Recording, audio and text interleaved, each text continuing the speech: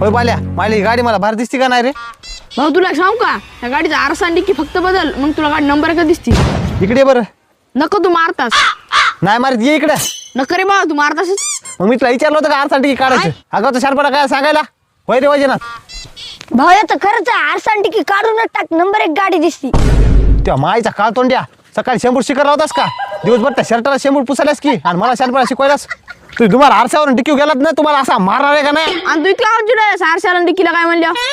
अरे मेंगे हो, आरसा आणि डिक्की गाडीची शान आहे आणि तुम्ही तुम्हाला आरसा आणि डिक्कीला काय म्हणलात ना, तुम्हाला गाडीवर बसू देणार नाही बघा. ए बालिया, त्याच्या डिक्कीवरून आरशा काला गेला ते तुम्हाला आपल्या पायानं आणीन ना.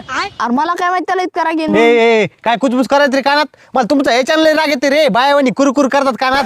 नाही रे भाऊ, आम्ही उगा मजाक करू लागलो. हे आरसा आणि डिक्की तर गाडीची शान आहे. आरसा आणि डिक्कीमुळे तर आम्ही गाडी बसतो. हो भाऊ, मी बी मजाक करू लागलो. मला बी आरसा लय आवडते, मी त्याचा गोरा दिसतो. बघा, डिक्कीचा बी लय फायदा असते बरं का. डिक्की मध्ये काही ठेवता येते, आपला डबा बाटली काही बी ठेवता येते. बरं चला घरी.